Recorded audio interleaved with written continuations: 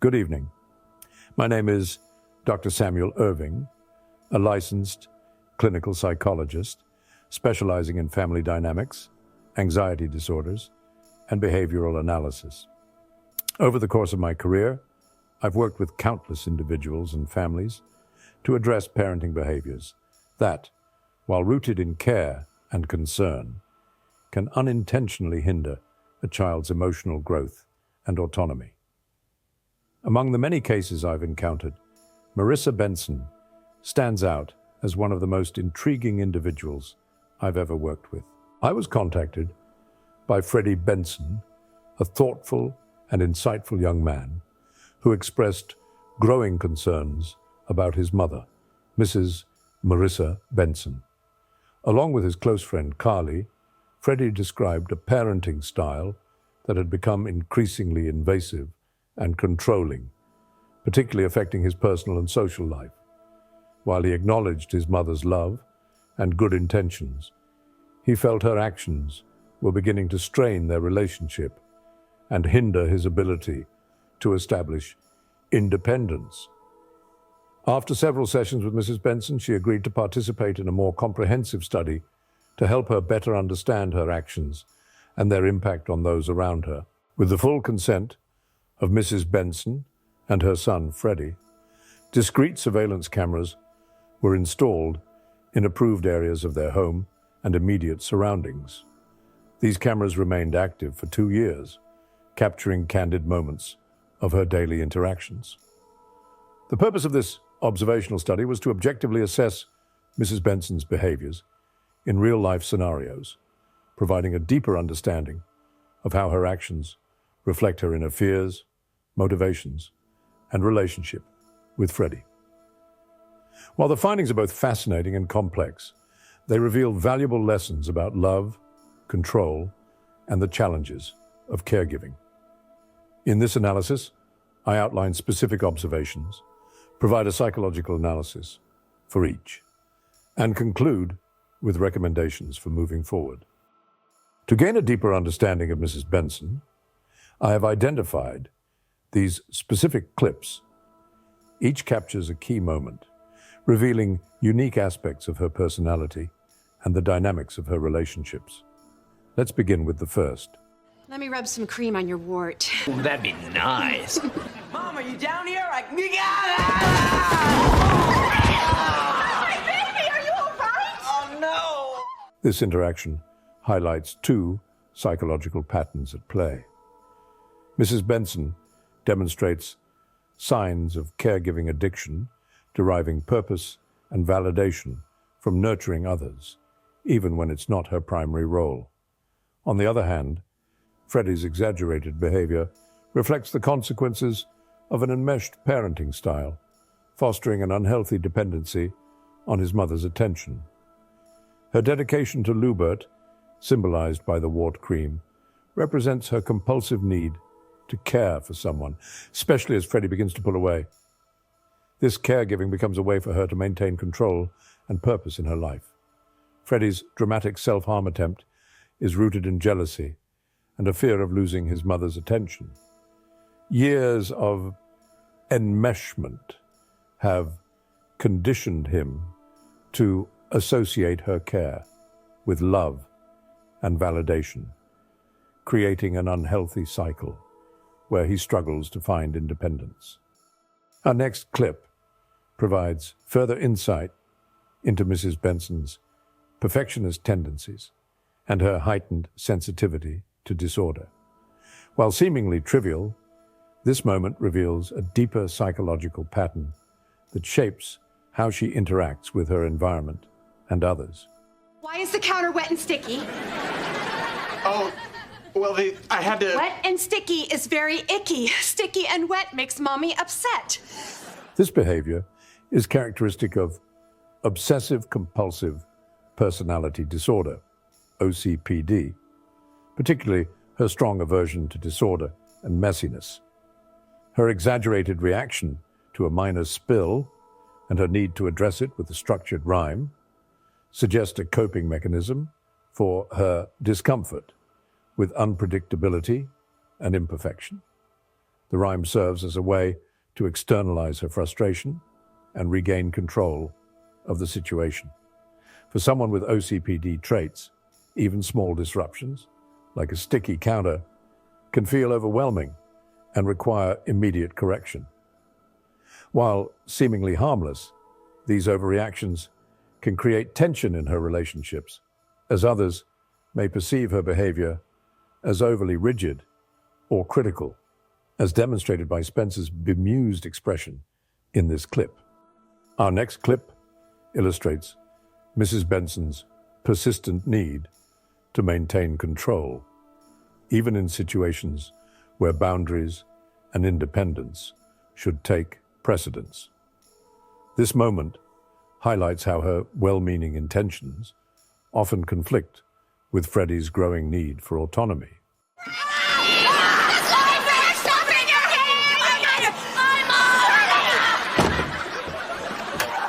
This clip highlights the recurring enmeshed parenting style and anxiety-driven over-control seen in Mrs. Benson's behavior. Her insistence on managing even minor details, like Freddie's hair, reflects a deep fear of losing her caregiving role and a compulsion to maintain control over his life. This is yet another example of how Mrs. Benson's over-involvement prevents Freddie from asserting his independence, a pattern that reoccurs throughout their interactions. Her anxious need to control, while rooted in care, leads to frustration and conflict, further straining their relationship. Mrs. Benson's pattern of over-control is not limited to Freddie's personal choices. Her need for precision and structure often extends into other aspects of daily life, where even routine activities become opportunities to exert control and reduce uncertainty. What are these scales for? We weigh the food before it goes in. Then later, we weigh what comes out. This moment highlights recurring traits of obsessive-compulsive personality disorder, OCPD, and anxiety-driven over-control, seen in Mrs. Benson's rigid need to manage even minor details. Her hyper-focus on measuring nutrition also suggests health anxiety, driven by a fear of imperfection. These patterns reflect her ongoing struggle to maintain control in every aspect of life, often alienating those around her. As we delve into these next moments, Mrs. Benson's distinctive approach to problem-solving takes center stage. While her methods may seem unconventional, they offer a glimpse into her deeply rooted tendencies to ensure everything, quite literally, goes her way. 100 ounces of pure palladium. Why would you give me something worth this much money? Stop dating Sam! You can't bribe me to break up with Sam. Freddie! No chance! Here, we see a negotiation technique I wouldn't recommend for family conflict resolution. Mrs. Benson's dramatic response, tearing her shirt, is a fascinating example of what happens when emotional regulation takes a coffee break. While it may feel like a scene from a soap opera, and this behavior hints at emotional dysregulation and her ongoing struggle to accept Freddie's independence. You can almost hear Freddie thinking, "Mom, it's not that deep." The sheer theatricality of the Palladium bar moment aside, Mrs. Benson's emotional investment in control doesn't stop there. Let's see what happens when her attention shifts from relationships to potential building-wide disasters.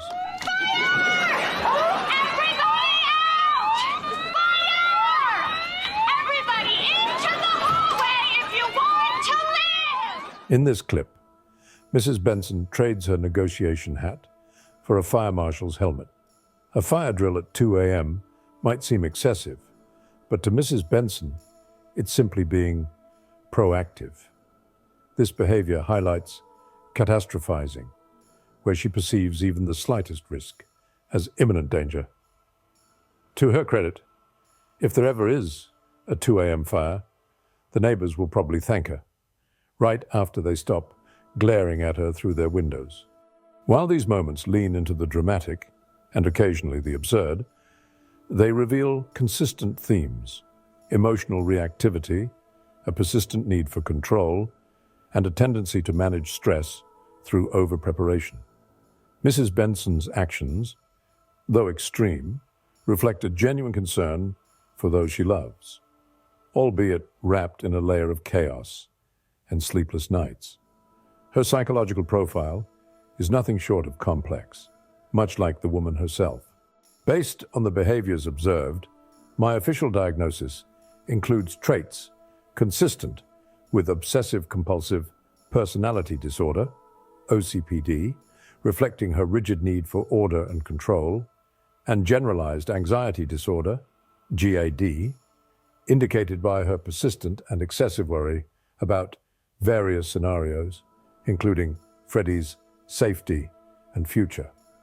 Additionally, signs of emotional dysregulation emerge in her heightened reactions to stress, while dependent personality disorder is suggested by her over-reliance on a role as a caregiver to maintain her identity, her frequent catastrophizing, where minor risks are perceived as major threats, further highlights her anxiety-driven behavior.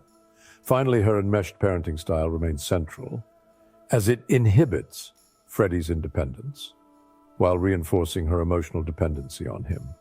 Clinical recommendations aim to provide a pathway for growth, not just for Mrs. Benson, but for her relationships as well. Therapy, for instance, could help her manage anxiety and reframe her perceptions of control, while family sessions could establish healthier boundaries with Freddie. Of course, change is gradual, but even small steps can lead to significant progress. Reports like this are never about judgment. They're about understanding. Mrs. Benson's behaviors are shaped by layers of experience, emotions, and, yes, even love. Her story is not just about her challenges, but also her strengths, her loyalty, her dedication, and her relentless drive to protect the ones she cares about. As we move forward, these insights will help us not only better understand Mrs. Benson, but also explore how she can thrive in her role as a mother and as an individual. Because at the heart of every challenge lies the potential for growth. As I approach the conclusion of this evaluation, I'd like to reflect on several key questions I considered while observing Mrs. Benson and those around her. These questions were central to understanding not only her actions, but also the motivations and emotions driving them.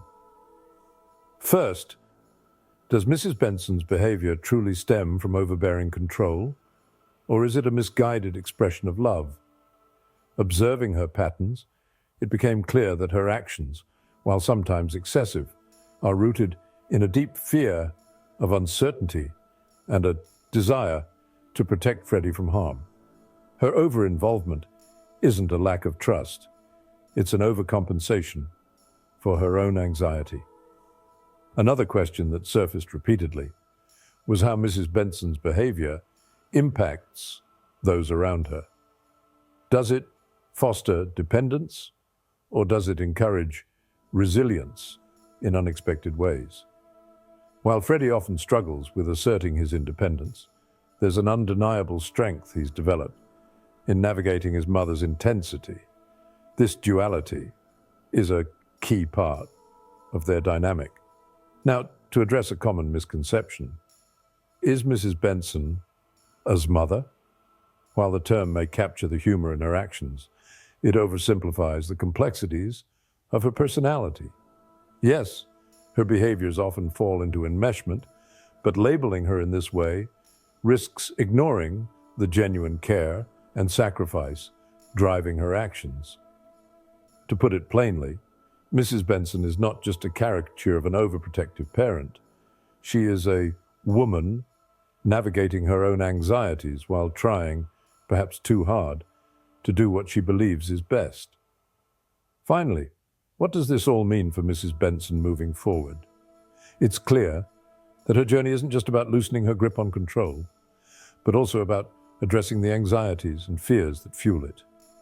By learning to trust both Freddie and herself, she has the opportunity to foster healthier relationships and embrace a more balanced role in her son's life and her own. This concludes my evaluation.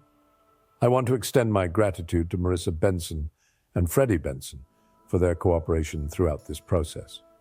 Their willingness to participate has provided valuable insights that I hope will foster understanding and growth. Thank you for your time.